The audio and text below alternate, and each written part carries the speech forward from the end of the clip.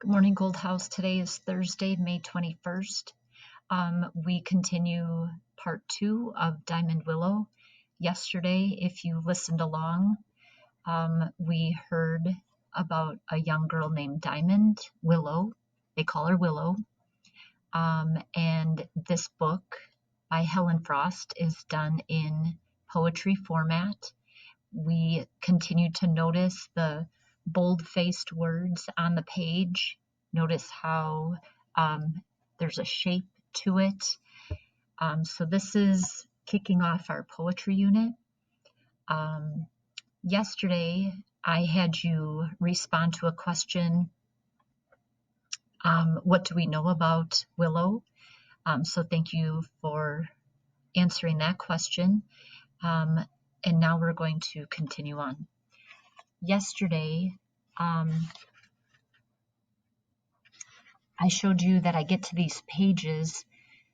We already heard about John, Willow's great-great-grandfather, who is a red fox. Today we start part 2 with Jean, Willow's great-great-great-grandmother, and she is a spruce hen. Okay, so in Indian culture, when you die, you come back as an animal.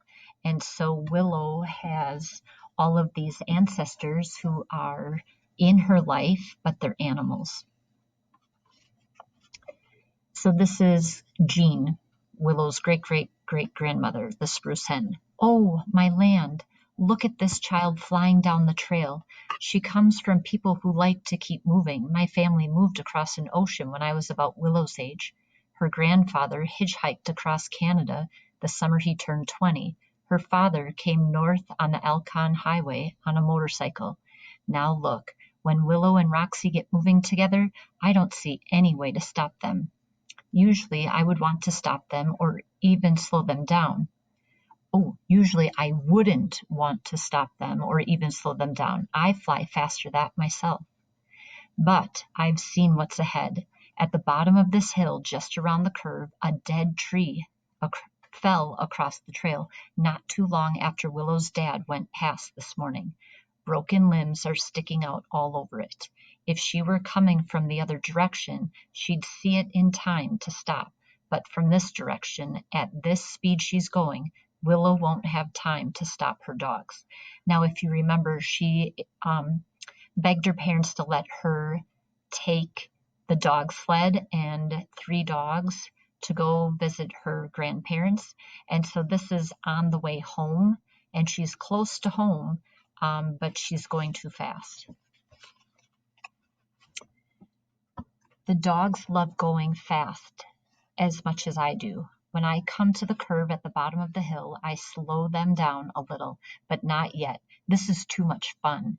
Here's the curve. What? Whoa, easy, Roxy. I brake hard. The dogs stop, but not fast enough. Roxy's howl cuts through me. I set the snow hook, run to her as fast as I can through the deep snow. I stumble. A branch jabs into my leg. Ow! It's my own voice I hear, like the fault line of an earthquake, like everything breaking around it. Roxy sticks her face in the snow. The snow turns red. And then bolded, it's my fault. Roxy, look at me. I hold her head and stare at her face. She's bleeding from her eyes and she won't stop yelping.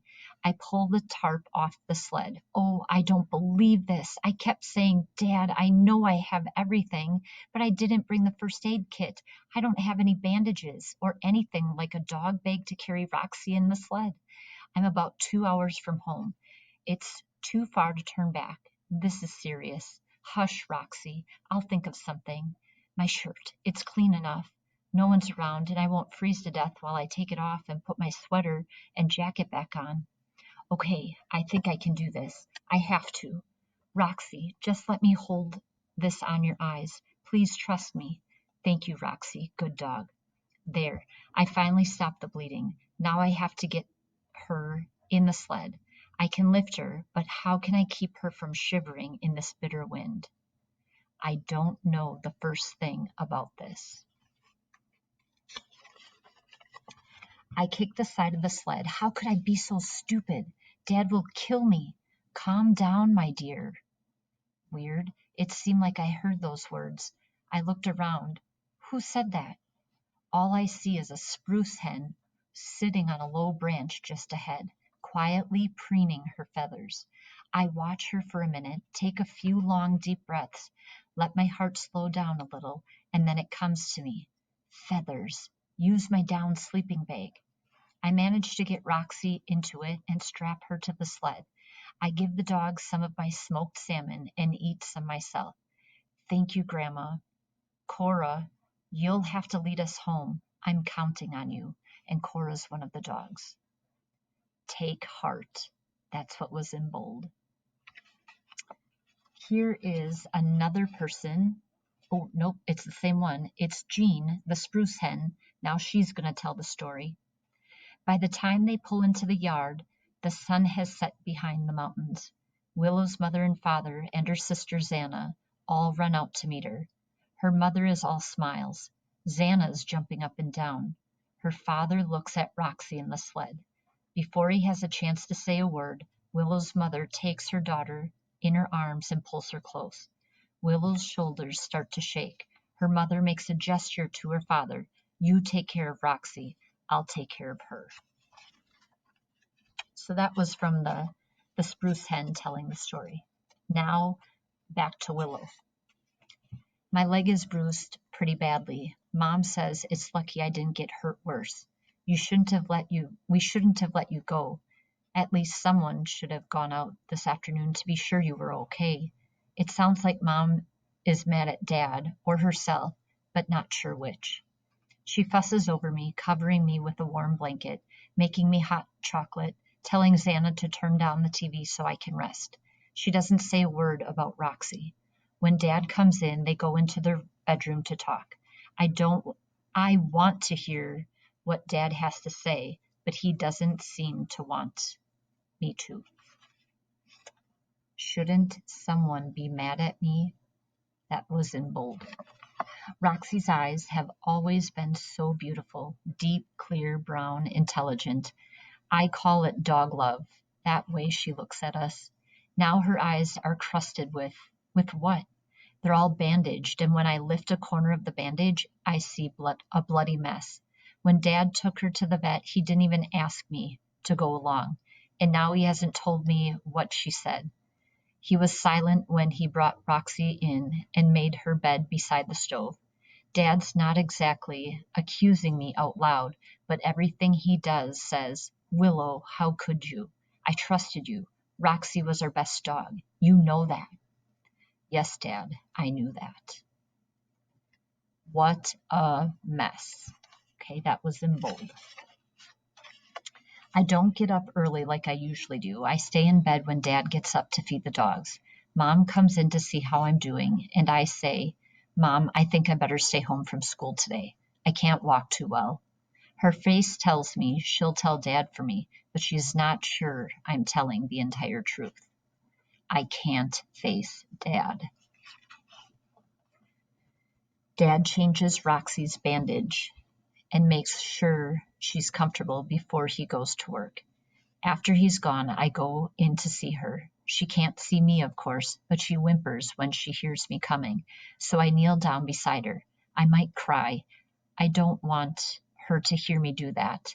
I'll try to be as brave as she is. Oh, Roxy, I'm sorry. I knew that blind curve was coming up. I should have slowed down sooner. Roxy licks my face, sniffs my leg, where I am hurt too. She might be blind. That's what was in bold. I know Kaylee must be wondering where I am. At 11:48, when we have lunch, she calls from school. We always eat together. Willow, what happened? Your dad said you got hurt? I don't want to hear about my dad right now. All the kids think he's so great. They can't wait to get to 8th grade and have him for science. I'm dreading that. What if he gets mad at me at home and then at school? I have to sit through science with him? Thanks, Kaylee, but you don't need to feel sorry for me, I say. What Dad meant was Roxy got hurt. You know, his favorite dog. He's had her since I was Xana's age. Oh, Kaylee, he's been training her for forever to be his lead dog, and now I think she's blind. Nobody will say so, but her eyes are all bloody and gross. Kaylee interrupts. What about you, Willow? What happened to your leg? Why aren't you here today? I don't have anyone to sit with. She's good at changing the subject. Sit with Richard, I suggest. Make someone happy. I need you, Kaylee. Dad comes home right after school and goes straight to Roxy. I go to my room and close the door. Willow, he calls to me, but I can't tell if he's going to get mad. Willow, get down here and look at this the once beautiful eyes of my best dog. Or be nice. Please, can we talk about this? Probably he's mad. Who wouldn't be? Xana comes in and sits on the edge of her bed, looking at me like, boy, are you in big trouble. I start to say, shut up, but at the last second I realize she didn't actually say it. After a while, Mom knocks. I let her in. She sits beside me, asks if she can see my leg. It's not too bad, I say. I roll up my jeans so I can show her where the bruise has turned some ugly shade of purple-brown. She touches the swollen place with her cool fingers. Bad enough, she says. And here's what's so great about my mom. That is all she says. I can't get out of this. I can't avoid Dad forever. We do live in the same house together, after all. When Mom calls me for dinner, I take a deep breath and go out to the kitchen. Dad's with Roxy, and I don't look at either of them. Well, I try not to. Dad calls me over. Can we talk about this, Willow? He's looking at Roxy's face, not mine. Shall I tell you what the vet said? He asked. It isn't really a question, and I can't exactly say, no, Dad, don't tell me. I just shrug. Dad says, Roxy is blind. There's nothing they can do. The exact 2 sentences I do not want to hear. I know I should say I'm sorry. I try, but the words get stuck. I turn away from Dad and Roxy. Mom lays her arm across my shoulder for a second, and I twist out from under it, heading for the door.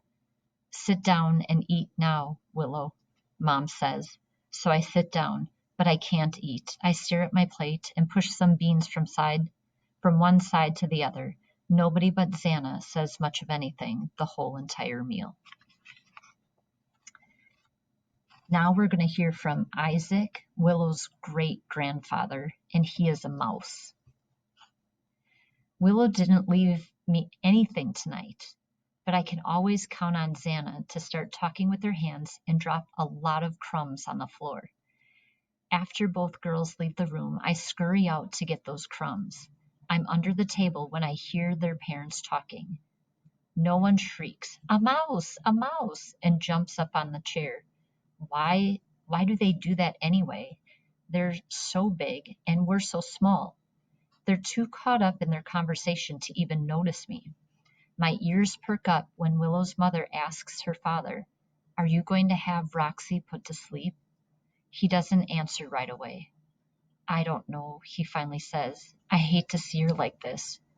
When he was a child, he couldn't stand to see an animal suffer. Once he found a nest of baby mice whose mother was caught by an owl. He brought them in and fed them. When they were big enough, he took them back where he found them and let them go. The way I heard it, all but one survived. The vet bill for her eye could be over $1,000, he said. Her mother answers, yes, that's true. We'd go into debt again. But that's not how we should decide, her father says. Roxy won't ever pull a sled again, and I've never seen a dog that loves to run like she does. What kind of life will she have?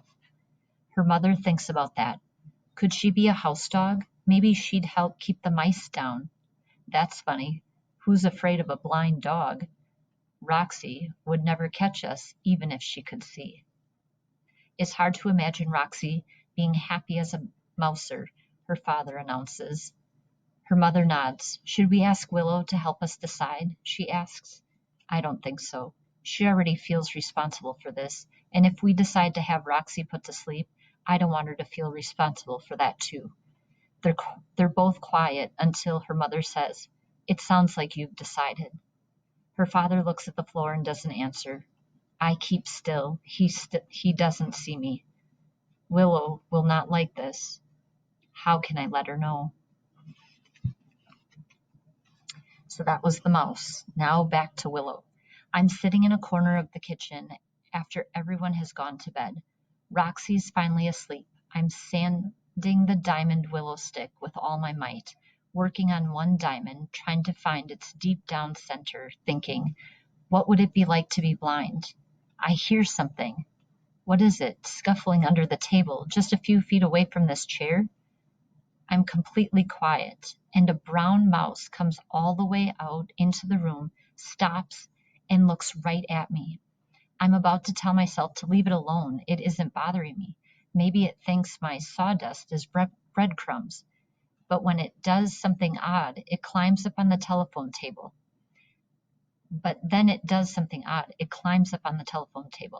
I get up to shoo it away. We don't like the mice to chew up paper for their nests, and this one has its feet on a piece of paper. I pick up the paper and it runs off. Brave little thing. It actually tilts its head and looks at me. Or did I imagine that? I glance down at the paper.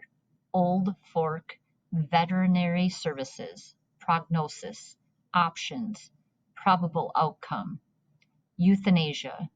Does that mean what I think it does?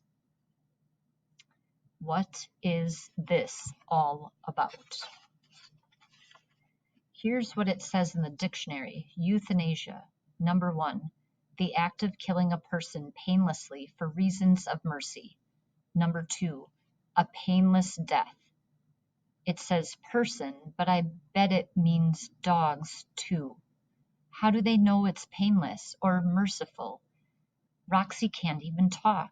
How can someone decide to kill someone else without asking? Does Roxy get a vote? Do I? I can't believe they're even thinking about this. How can I stop them? Come on, Roxy. You sleep in my room tonight. I'll figure this out in the morning. They can't kill Roxy. I know Dad's the one who took Roxy to the vet, but I bet anything Mom's in on it.